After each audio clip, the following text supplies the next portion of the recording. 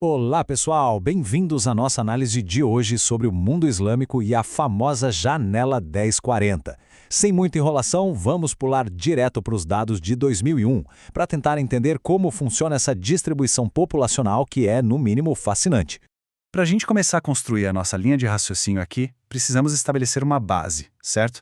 O número absoluto que ancorra toda essa nossa explicação. Lá em 2001, a população muçulmana global registrada nesses dados era de impressionantes 1,304 bilhão de pessoas. Só parar num segundinho para absorver a escala gigante desse número, a gente está falando de uma parcela massiva da humanidade daquela época. Quando os demógrafos batem o olho numa cifra de mais de 1 bilhão, a primeira pergunta que eles fazem não é só quem são eles, mas onde exatamente eles estão. Afinal, como é que se mapeia a pegada física de mais de 1 bilhão de indivíduos num globo tão vasto? Bom, é aí que as ferramentas de enquadramento geográfico entram em cena e se tornam absolutamente essenciais para dar sentido a tudo isso. E para responder a essa dúvida espacial, a gente introduz esse conceito da Janela 1040. Basicamente, esse é um termo de enquadramento geográfico. Falando de um jeito bem direto, é como se fosse um retângulo imaginário traçado no mapa mundi. Ele fica ali, tipicamente, entre 10 e 40 graus de latitude norte do Equador, e se estende do oeste da África, passa pelo Oriente Médio e vai até lá na Ásia. E por que os pesquisadores usam esse recorte específico? Porque ele funciona quase como uma lupa gigante. Em vez de olhar para o mundo inteiro de um jeito disperso, a Janela 1040 permite que os analistas isolem uma região onde, historicamente, a gente observa as dinâmicas demográficas, culturais e socioeconômicas mais densas e complexas do planeta. E os números ilustram perfeitamente por que esse recorte geográfico tem tanto impacto. Dá só uma olhada nesse contraste demográfico que é francamente de cair o queixo. Daquele 1,3 bilhão de pessoas que a gente comentou no início, uma esmagadora maioria de 74%, o que dá mais ou menos 962 milhões de indivíduos, estava concentrada exatamente dentro dos limites dessa janela 1040. Ou seja, apenas 26% residiam no resto de todo o planeta Terra. Então, o grande ponto aqui é o seguinte: o nosso globo é gigantesco, claro, mas a distribuição humana está longe de ser uniforme. A Janela 1040 atua como um verdadeiro funil geográfico, abrigando quase 3/4 dessa população global específica num pedacinho muito delimitado do nosso planeta. Agora que a gente já sabe a quantidade de pessoas dentro da janela, precisamos entender como a fonte original nos ajuda a visualizar essa concentração no mapa. O estudo usa um sistema de faixas de densidade com 4 níveis principais. Começa lá no topo, com uma altíssima concentração de 50% a 99,9%. Depois cai por uma faixa de 10% a 50%, seguida por uma presença bem menor, de 1% a 10%. E por fim, aquelas regiões com quase nenhuma presença demográfica dessa população, marcadas entre 0% e 1%. Essa métrica é super importante, ela meio que transforma números frios num verdadeiro mapa de calor, sabe? Em vez de simplesmente dizer que tem muita gente num continente, essas faixas mostram a intensidade exata e como as populações se agrupam ou se espalham cruzando fronteiras.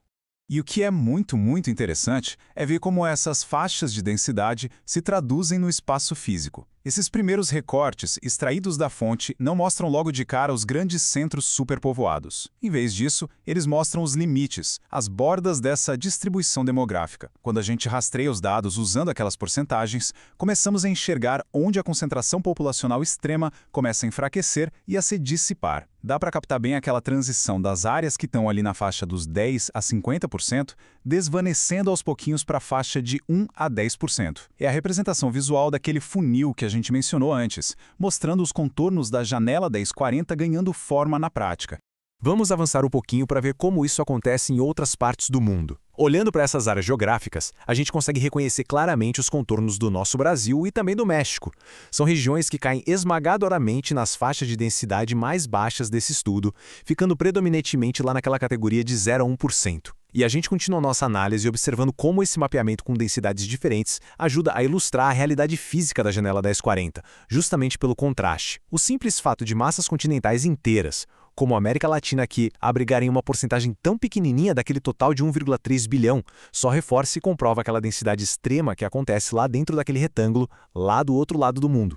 E para ir amarrando essa nossa análise visual da distribuição, vamos focar em algumas áreas com dinâmicas variadas.